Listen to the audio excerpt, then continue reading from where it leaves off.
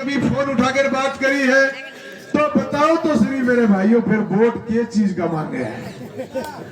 क्या भारतीय जनता पार्टी की टिकट लेकर आ गए और 15 दिन में एमएलए बना दो और जयपुर से चलकर वापिस जयपुर चले जाए और ये जनता यहाँ भटकती रह जाए? पिछली बार भी हमने बहुत बड़ी सेलिब्रिटी को बनाया और वो सेलिब्रिटी ने जयपुर जाकर ऐसो आराम किया, 5 वर्ष तक तुमको शक्ल नहीं दिखाई। दूसरी तरफ आज सुमित्रा जी पूनिया है, किसी को शक्ल दिखाने का काम नहीं करेगी। मैं आप लोगों से कहने आया हूं कि ये कारवां मेरे सामने जो खड़ा है, ये कारवां कोई मेरे किसी स्वार्थों से नहीं खड़ा है, ये कारवां मेरे किसी धनबल के कारण नहीं खड़ा है, ये कारवां कोई मेरे बहुत बड़े तोहफों के कारण नहीं खड़ा है। ये कारवां जितना मेरे सामने 36 कौम का खड़ा है, ये इसलिए खड़ा है कि मनोज न्यांगली को इन लोगों ने सुदाम और कृष्ण का साथ मानकर एक दूसरे को अपना माना है, इसीलिए ये कारवां मनोज न्यांगली के साथ खड़ा है। आप लोगों ने मुझे अपना घर का बच्चा माना है, आप लोगों ने मुझे घर का सदस्य माना है और हमारे परिवार को आपने अपना परिवार माना है और मैंने आपको मेरे परिवार का सदस्य माना है।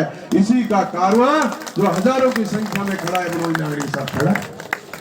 आज भी मैं आपको कहना चाहता हूं, ये भारतीय जनता पार्टी और कांग्रेस के लोग आप लोगों से कई सवाल करेंगे कि मनोज न्यांगली चुनाव लड़ता है, एमएलए बन जाएगा, सत्ता और सरकार में नहीं जाएगा। मैं कहना चाहता हूं, मैं उस 98% जनता का जनप्रतिनिधि बनने के लिए आया हूं, नेता राज का राजनेता बनने नहीं आया हूं। जो आप लोगों ने नहीं सुने, मैं 98% जनता का जनप्रतिनिधि बनने आया हूं और आज मुझे जनप्रतिनिधि बनाओ।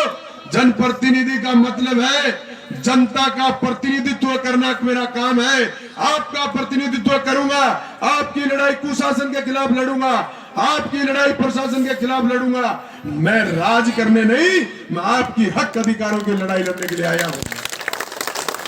इसलिए राज की बात ये जयपुर और दिल्ली के दिखाने वाले लोगों को बताना चाहता हूं, मेरी 98% जनता का सीएम बनने आया हूं और सीएम बनकर काम करूंगा। मुझे किसी मंत्री और मुख्यमंत्री की जरूरत नहीं। राजगढ़ में जो प्रशासन लगेगा तो वो जनता का काम करेगा और नहीं करेगा तो मनोज न्यांगली जानता है कि किस तरीके से कराया जाता है।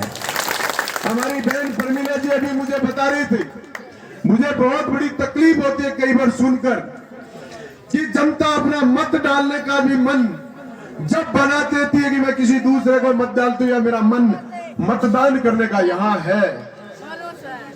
प्रमिलानी जी ने जब पिछले 5-7-10 दिन से तारीख घोषित कर दी कि हमारा कार्यक्रम होगा 8 तारीख को कालरी में, तो प्रमिला जी के पास कहां से पता नहीं लोग आए हैं।